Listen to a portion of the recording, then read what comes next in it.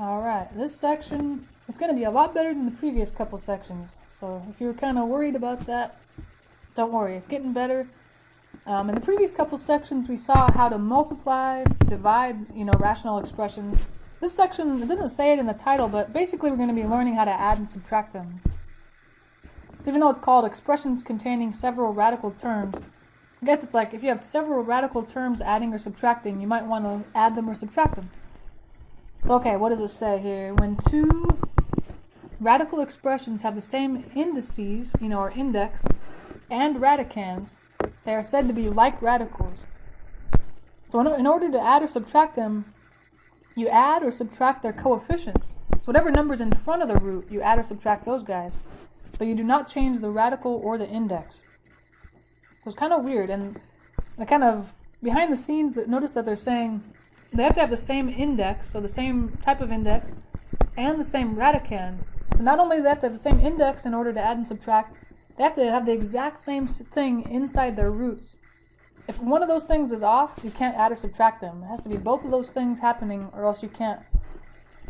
So for example, in example 1, part A, you see that it's the square root of 3 plus the fourth root of 3. You can't add those because they have different indices. Or indexes, whatever. Because one's, this is an index 2, that's an index 3. And then kind of similarly in part B, we want to subtract the square root of 7 minus the square root of 5. But we actually can't because they have different radicands. It's a 7 and a 5. If they were the exact same number, we could. Isn't that crazy? So not only the indices have to be the same, like here in part B, the indices are the same, but they have to have the same radicand as well, and here they're different. Crazy. Alright. But like in part C, notice that it's the exact same index, it's a square root, but then also radicand, it's a 3 and it's a 3. So this one we're able to check. But like it says, all you do is you combine their coefficients. So the way I like to think of it, it's kind of like, what if you had an x plus an x? How do you add those guys together? Is that an x squared? No. You think of their coefficients, right? It's like a 1x and a 1x makes a 2x. It's going to be kind of similar to that. It's going to be, like this is my brainstorm. I'm just going to add the coefficients. There's a 1 in the front, a 1 in the front, that's 2. But the square root of 3 is not going to change. It's the exact same. So it's weird. I kind of want to go 3 plus 3 is 6, but that's only when you multiply or divide radicals, the radicand changes, but when you add or subtract them, radicand and index don't change. Only the number in the front, the coefficient changes. So it's kind of hard to remember that, but it's good. It's good and very important. So let's try part B. It should be part D. What the heck? Hello. So part D, you got 8 fifth root of 9 minus 3 fifth root of 9. So I have to make sure they have the same index. Yes, they're both fifth roots. Check, check. You don't have to write that, but that's kind of in your head. They have the same radicand. They do. The same thing inside the root. Yeah, they're both 9s. Perfect. So all I have to do is subtract their coefficients. 8 minus 3 is a 5. And I don't change the index, still a 5, and I don't change the radicands, it's still a 9. All you do is subtract their coefficients. That's it. Nothing else changes. Yeah, so it would be like 8 minus 3, 5. And then you just kind of copy the exact same radicand, the exact same index. And that's it. It's not really difficult. It's more, the difficult thing is trying to keep myself from like going 9 minus 9 is 0 or something, or 3 plus 3 is 6. I want to add the radicands or subtract the radicands, but I'm not supposed to. That's the hard part, is trying to hold myself back from that. Alright, how about in part E? Are we able to subtract these guys? No, because the radicands are different. The radicand of the left one is 8, and the radicand of the right one is 2. So I'm not able to subtract. However, I think I can simplify one of them, then add, right? Or then subtract. Okay, so that's true. I think I'm able to do that. We have 3 square root of 8. Okay, if I think about square root of 8, what can he be?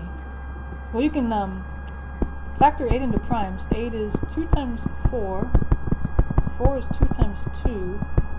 Since the index is a 2, I need a group of 2. I'm going to write this as 2 squared times that extra 2 that didn't get used. That'll be a square root of 2 squared times the square root of 2. This 2 gets to escape, but this one doesn't. Alright, there it is. So let me rewrite this guy. There's a 3 in the front, but now I've simplified the square root of 8 into 2 square root of 2. I'm going to replace that guy. 2 square root of 2. And I kind of don't want it to look like 32, because it's supposed to be a 3 times this thing. So I'm going to write 3 times 2 square root of 2. And I would try to attempt to do the same thing to the second radicand, but it's a 2. You can't really break 2 down. There is no square root of 2. So he'll just have to stay and hope he can combine with the other one when it's simplified. Excuse me. Okay, now I'm going to multiply these two guys in the front. 3 times 2, since they're both outside the root, they can multiply. That's 6 square root of 2 minus, alright, now you have 2 square root of 2. So let's see, 6 minus 2, that's 4 square root of 2. And again, try not to go 2 minus 2 is 0. You just subtract the coefficients. 6 minus 2. There we go. Alright, so that's a good thing to keep in mind, that just because they have different radicands, that doesn't necessarily mean there's nothing you can do. You might be able to simplify one or both of them until you are actually able to subtract or add or whatever the case may be. How about part F? Let's see, what do we have there? Part F, we have a fourth root of 5, another fourth root of 5, and another fourth root of 5.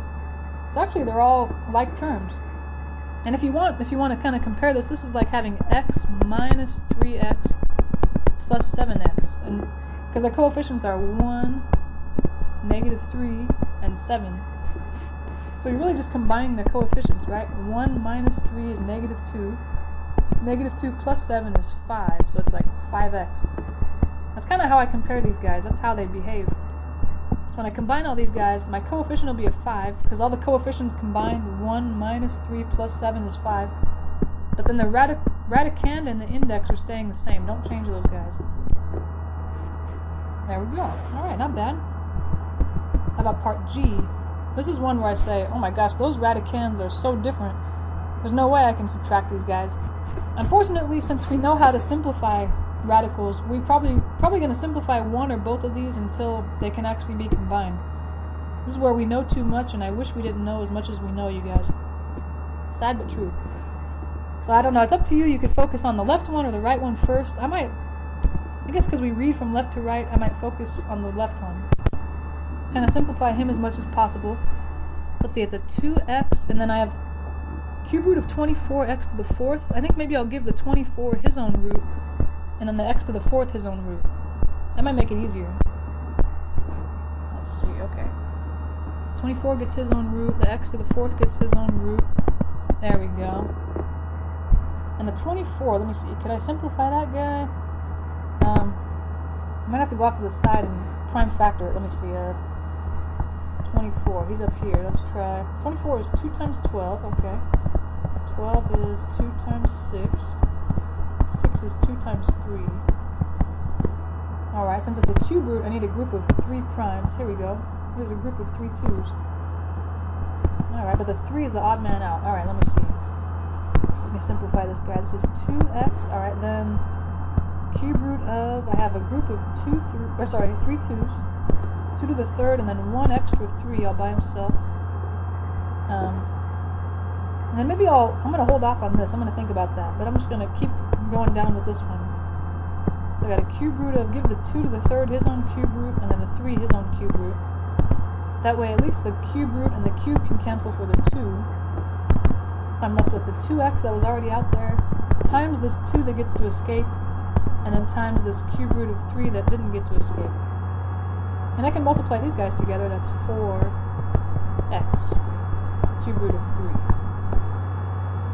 Alright, now that I kind of have that down, I'm going to focus on the x to the 4th here that was also inside the root.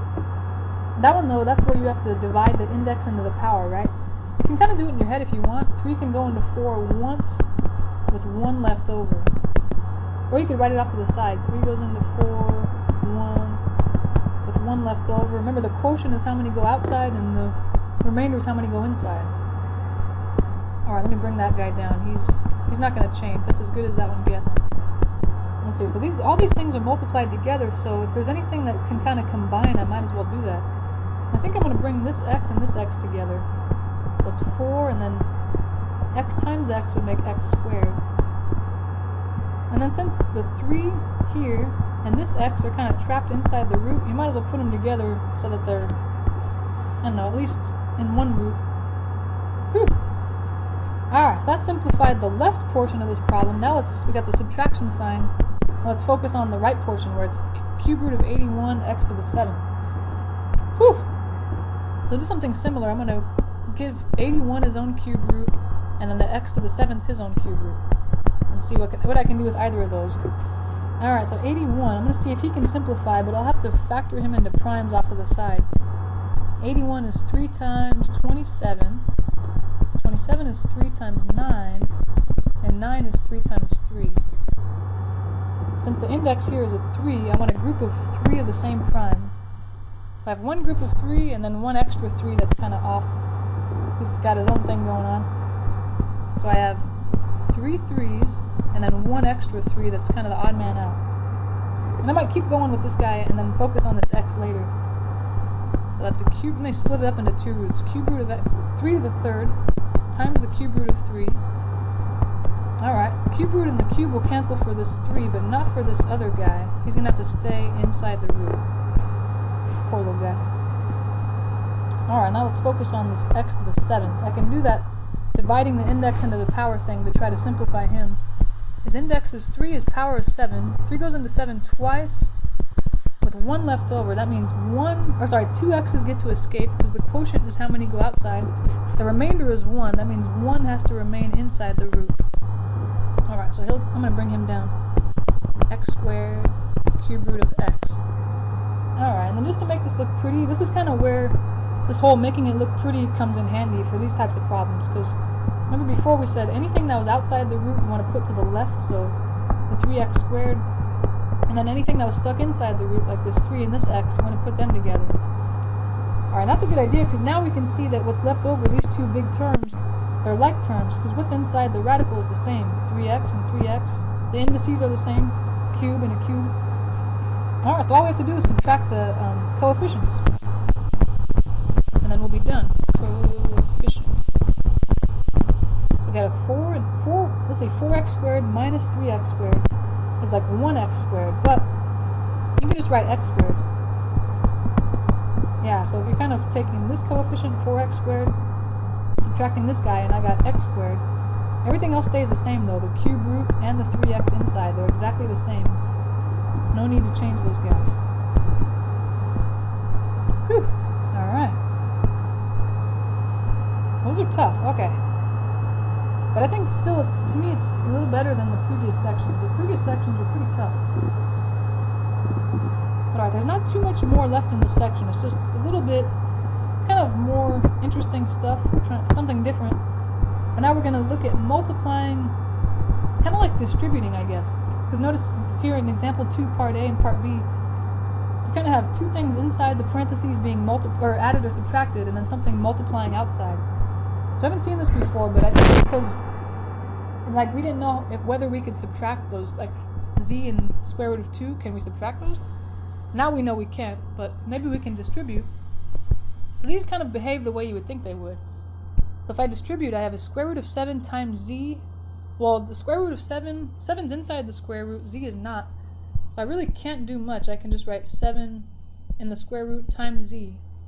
That's about it. However, the next one, the square root of 7 times the square root of 2, those are both inside the square root, so I can multiply them. 7 times 2 is 14. And a lot of times, you know what, you'll see, like in this first term, you notice the 7 is in the root, z is outside.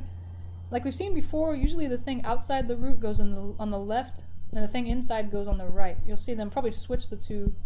You know why? You can kind of tell in this one, because like if you wrote that really quickly or something and someone was trying to read your work, they'd say, hey, is that z inside the root or outside the root? You know, I think that's why they write the roots on the right side, because here it's clear the z is outside because he's in front and then the 7's inside. I think that's kind of why they like to see roots on the right, because it won't be unclear what's inside and what's outside that way. Alright, let's try something similar with part B here. We're going to distribute. So we got a 4th root of y times a 4th root of y to the 3rd, and then a 4th root of y times a 4th root of 3. Notice that everything's inside a 4th root, so I'm able to multiply everything together. First I have a 4th root of y times y to the 3rd. I'll add their powers. y to the 1 times y to the third. If I add them, I'll get y to the fourth. Plus the fourth root of y times the fourth root of 3. I just do y times 3, or 3 times y, so 3y. And then from here, there's nothing I can do with the second term, but with the first term, you notice the index and the power are exactly the same, so they can cancel. But there's nothing really I can do with the second term. There's no fourth root of 3. It can't be simplified because it's too small a number. Y inside a root, its power is 1, which is smaller than the index, so there's no really no hope for him. That's as good as that one gets. Alright, so far so good, right? They're not too bad. I think this is just kind of getting us ready for the last part of the section, what's coming on the next page. So it's just good practice. Let's try part C. This is a good little review question. I have 3 minus the square root of 5, two things subtracting inside parentheses with a power. Can I distribute the power? No! You can only distribute an exponent if the things inside are being multiplied or divided. If you're trying to add or subtract inside, you cannot distribute a power. So we've seen that before, but it's been so long it's worth probably remembering. But what are we going to do? Well, since it's, what does it mean to square something? Well, it means to multiply that thing by itself twice. So I'll just write this thing in parentheses twice, because that's really what it means to square something, right?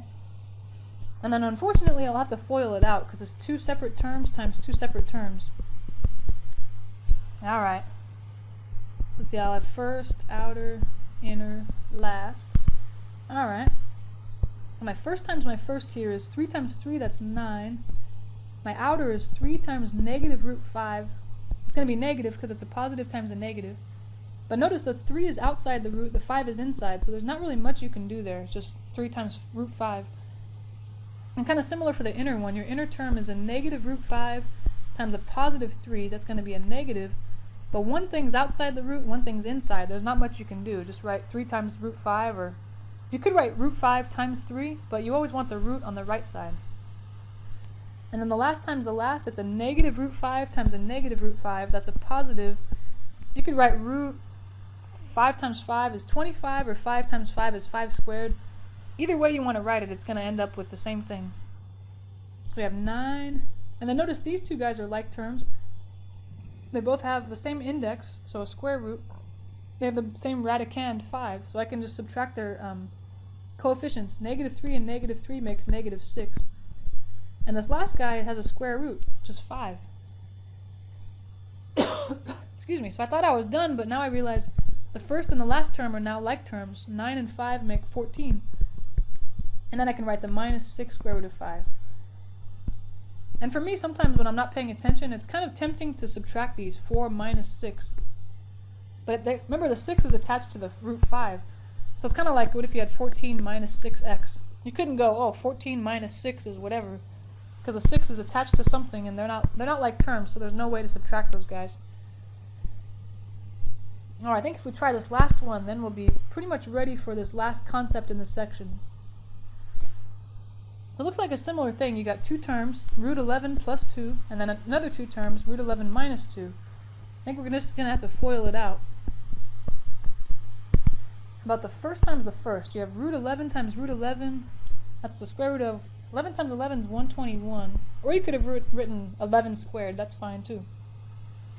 The outer, you have root 11 times negative 2. That's a negative 2 square root of 11, because one's outside the root, one's inside. And then the inner, you have positive 2 times positive root 11. It's going to be positive 2 root 11, because they're both out, or one's inside, one's outside. The last times the last, however, 2 times negative 2 is negative 4. There we go. Now I want to look and see what happens. The first term, that has a square root, right? 121 square root is 11. Notice the outer and the inner cancel. Negative 2 plus 2 is 0. And then I just have the last term minus 4. So 11 minus 4 is 7, right? There we go. Interesting. So if you multiply, and you notice these kind of look like, what's it called? Like difference of squares, huh?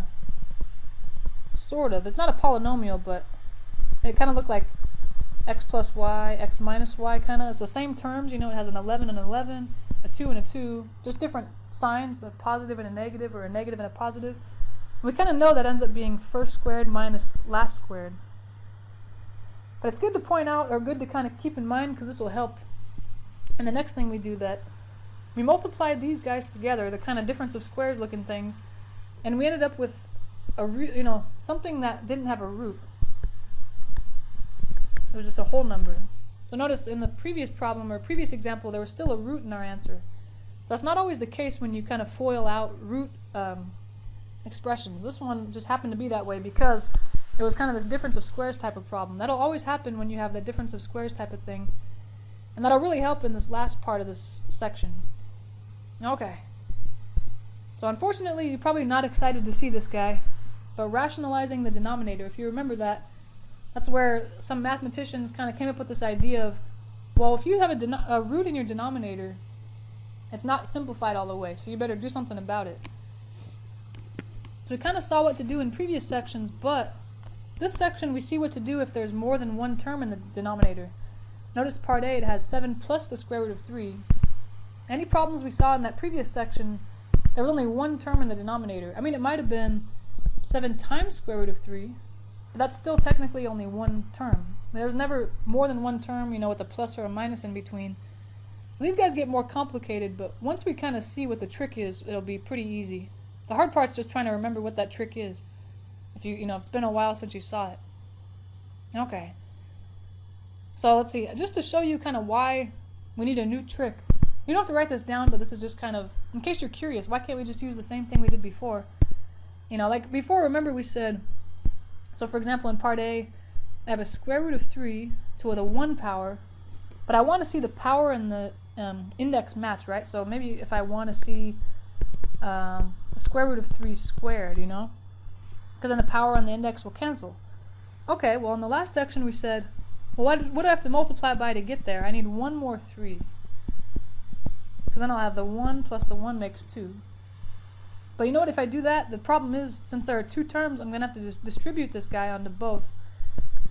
And that denominator will become something I don't really want. It'll be the first term, 7, times the square root of 3.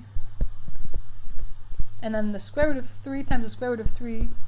That'd be like we wanted, the square root of 3 squared. So although this reduces, the square root of 3 squared is 3, your problem kind of disappeared from this term. Like, okay, yeah, there's no more root here, but now all of a sudden it popped up next to the 7. So you did get rid of the root where it was, but you put it somewhere else, and it's still a problem, because you don't want to see a root in the denominator. So that old trick won't work. We're going to have to come up with something else. And these directions here kind of tell us what to do. We actually take advantage of what we saw in that previous example. Remember when we multiplied those kind of difference of squares type binomials together when it came to that? So okay, what does it say? To rationalize the denominator of a rational expression containing two terms, like we have, you're going to multiply the numerator and denominator by the conjugate of the denominator.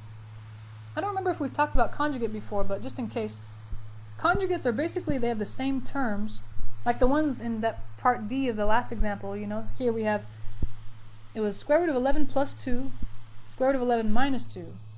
So the terms are the same, right? Square root of 11, square root of 11, 2, 2. Same terms, but opposite sign in between. So if you see a plus, you want to see a minus. If you see a minus, you want to see a plus. And that's pretty much the key. If you just do that, simplify, you're going to be good. So I just have to think about what's the conjugate of the denominator. Well, as it kind of describes, excuse me, in part A, the conjugate of the denominator has the same term, so 7 and the square root of 3, but the sign in between is opposite. Since there's a plus there, I want a minus. There we go. Now we're talking. And of course, whatever you do to the bottom, you have to do to the top. And that's the key. Now it's just a matter of simplifying. And once we simplify, we're going to be home free. But you want to be really careful. Okay, what do we have? I have 4 on the top times 7 minus square root of 3. I'm going to think about that. On the bottom, I have 7 plus square root of 3, 7 minus square root of 3. And I just have to be really careful kind of multiplying everything out. So I'm going to go ahead and distribute this 4 into here, and then FOIL out the denominator since it's 2 terms times 2 terms. In the numerator I have, 4 times 7 is 28, but then I have 4 times the square root of 3. 4 is outside, 3 is inside, so I'm going to have to just leave them separate. And then in the denominator, if I FOIL, first times first, that's 7 times 7, which is 49. Outer times outer, 7 times negative root 3. negative 7 root 3. Inner times inner, root 3 times 7, that's positive 7 root 3. Or you could write root 3 times 7, but remember you always want to write the root on the right side. The last times the last, that's a positive root 3 times a negative root 3. That's a negative root, you could write 9 or 3 squared, since it's 3 times 3. Alright, now looking at the numerator, there's not much I can do because I have 28 and then 4 root 3. I mean, I would think, can I simplify 3 inside a root? No. And I can't combine those, they're not like terms since the 4 is attached to a root. So that guy's not much is going to happen with that guy. The action's going to happen in the denominator. So in the denominator I have 49, but you notice just like in that part D of the previous example, the outer and the inner, negative 7 root 3, positive 7 root 3 cancel. So the outer and the inner cancel, what's left is the first, and then the last, the square root of 9 is 3. There we are. And then the last step would be simplify that, or just subtract the denominator. So it's 49 minus 3, that's 46. There we go. So that answer looks totally different, and it kind of has bigger numbers, which makes me think it's not as simple as it started out, but there's no root in the denominator anymore, right? That's the thing. We kind of simplified it to where the root kind of popped up in the top instead of the bottom. But that's the key on these guys. If you see two separate terms in your original problem like this guy, you notice there's a 7 plus root 3, or if it was two things subtracting, then you know you can't use the tricks from the previous section. You have to use this new conjugate idea. But it'll always work. That's kind of why I like it. I kind of actually like these better than the previous section, because the ones in the other section you have to really think, like, okay, what do I have? What do I need? What do I have to multiply by? But now, I mean, it's pretty obvious it's just conjugate every time. As long as you recognize there are two separate terms, like here in part B. Alright, yeah, it's really a matter of memorizing what to do. That's the hard part of these problems. And then, being careful as you simplify and FOIL and all that. So, okay, part B. I have 4 plus the square root of 2, which is not the problem. Remember, the problem is having the roots on the bottom. So I want to multiply top and bottom by the conjugate of the denominator, which means you have the same terms, like root 5, that's what I started with, root 2, that's what I started with, but there's a minus, so I want a plus. Because conjugate's the exact same thing, except changing the sign in the middle. And this one I can tell is already going to be trickier because there's not just one term in the numerator, there's two terms. I'll have to FOIL the numerator, this 4 plus square root of 2 times 5 plus square root of 2. I'll have to FOIL that out, and the denominator. Root 5 minus square root of 2, root 5 plus square root of 2. Alright. As long as we're careful, I think we'll be okay. So on the numerator, I'll FOIL that guy out. First times first, 4 times 5 is 20. Outer times outer, 4 times the square root of 2 is just 4 square root of 2 since one's outside, one's inside. The inner times the inner, root 2 times 5, that's 5 root 2, kind of in a similar way. The last times the last, square root of 2 times square root of 2, you can write square root of 4 or square root of 2 squared. Alright. In the denominator, I'm going to FOIL that out. First times first. Square root of 5 times square root of 5 is square root of 25. Outer times outer, root 5 times root 2 is root 10. Inner times inner is a negative root 2 times a positive root 5. That's a negative root 10. The last times the last, a negative root 2 times a positive root 2 is negative root 4. Alright. I think it's looking good. Okay, well, I want to warn you right now, I don't know if you were thinking this, but you cannot cancel these root 4s. Remember when you have a fraction, you can only cancel like we saw in, like we saw in a previous chapter, if you factor everything in the numerator so that it looks like a bunch of things multiplied together, and then you cancel one of those. But since everything's being added and subtracted here, you can't just cancel portions of it. So anyway, do not try to reduce those guys. It's only if it was like if it was something times square root of 4 over something times square root of 4, then you can cancel them. But if that thing that you're trying to cancel is adding or subtracting, you cannot cancel it. So we're just going to have to kind of whittle away at the top all by itself, not involving the bottom, and then whittle away at the bottom. So, okay, what do we have on the top there? 20? I can't really do much with that. But the outer and the inner terms are like terms since they have the same index and radicand. I'll add their coefficients. 4 and 5 makes 9. Don't change the index. The last term, the square root of 4, is just 2. So that looks pretty nice. In the denominator we have square root of 25, that's 5.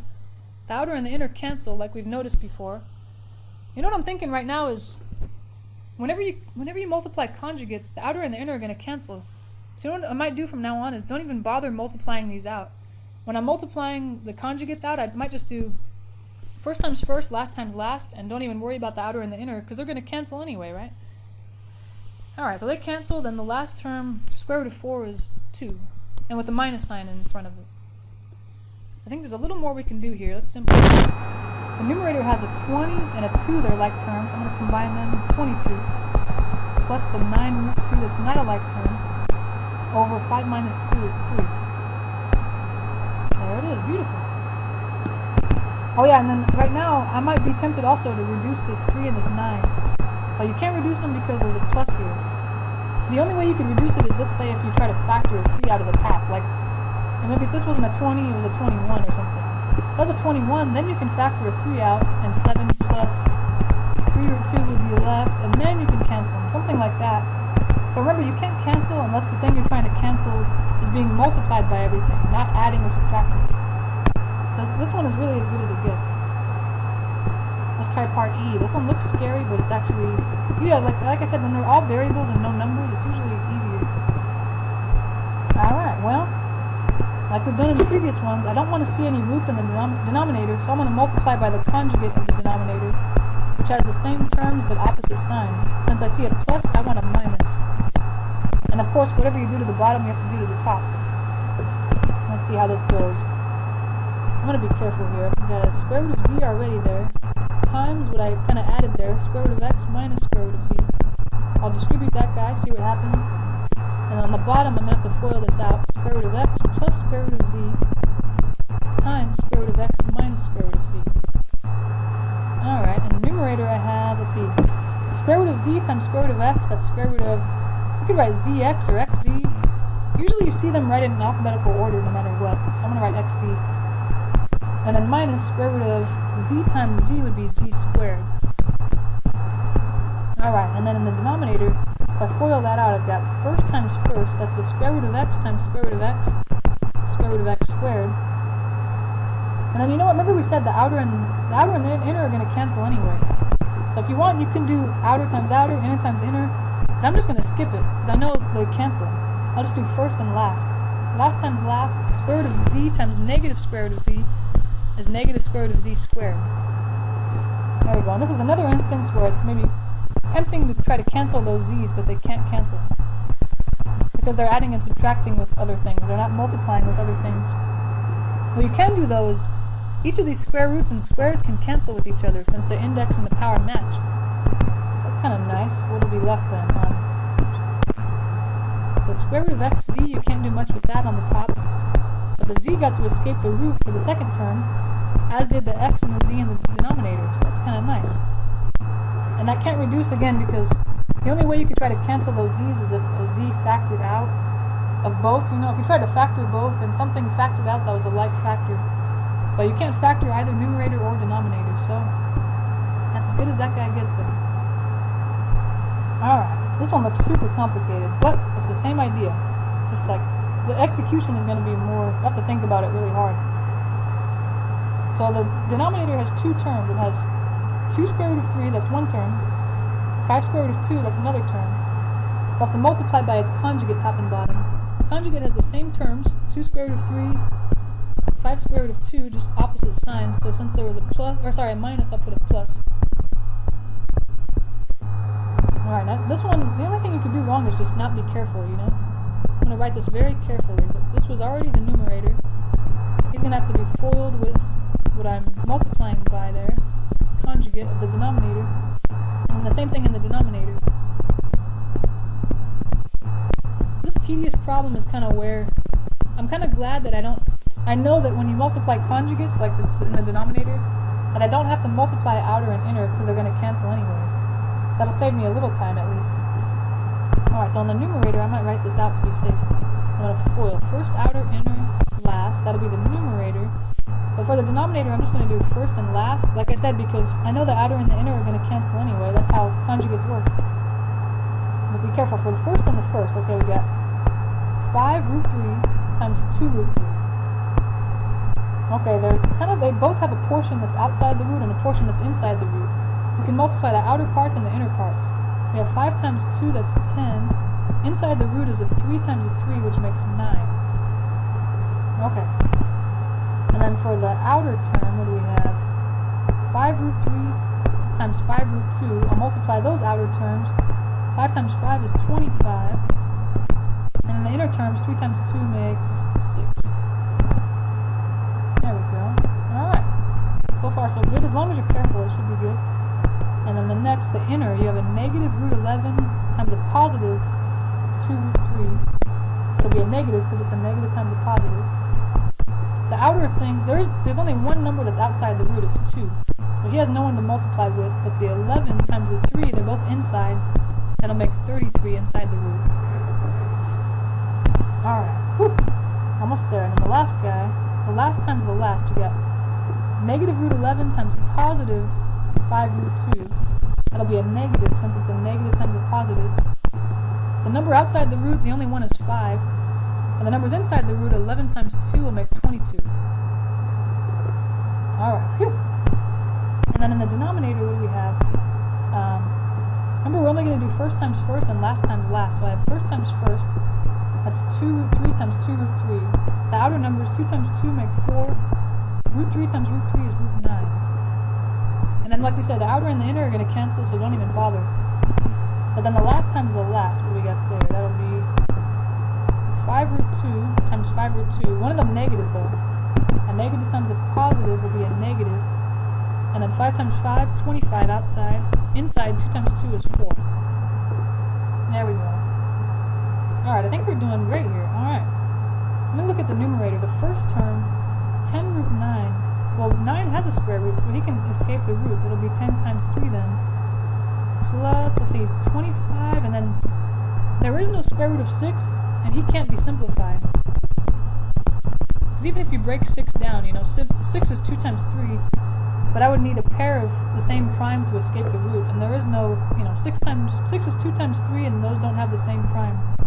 So he can't really simplify. He's going to have to stay 25 square root of 6. And the same thing with the next guy.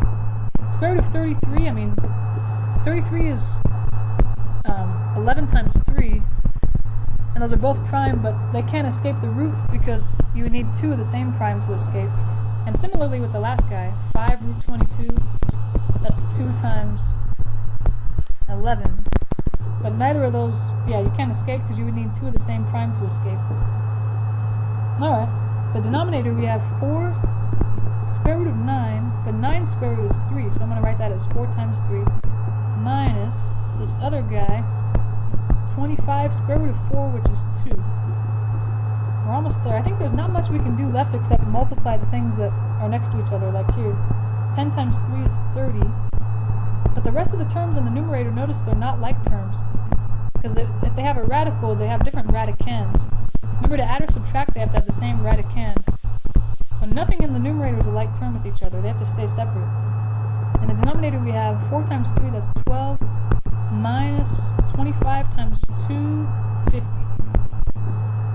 Alright, I think once we maybe, what's it called? We subtract the denominators, then I think we'll be done. There's not much else we can do here. I'll leave the numerator as ugly as it is, because there's not much I can do. The denominator, though, 12 minus 50 is negative 38. There we go. That's a terrible answer, right? Terrible. Oh. And you might see them, a lot of times when you see a negative in the denominator, you'll see them throw it off to the side like this. Like the fraction bar and the negative on the side, and then a positive 38 on the bottom. It doesn't really matter, they mean the same thing, but I just want you to know if you see this answer that I'm writing right now, and you say, wait, that's not what I got. It really means the same thing. It's just, I think they think it looks a little prettier to not have a negative in the denominator. Just throw it off to the side. Yeah. Okay. That's probably better. This one's fine, it's correct. This one's probably nicer, prettier. Whew. Alright, this section's pretty tough. But I think it's getting a little better every time, a little easier. Very complex though, easy to make a silly mistake somewhere in there. So be careful. I think you're going to like the next section. It's pretty good. It's not the best in the world, but it's pretty good. No, the next section is my favorite actually. It's solving equations. Alright, well I'll see you there. It'll be fun. Hopefully you'll have fun too. And alright, I'll see you later.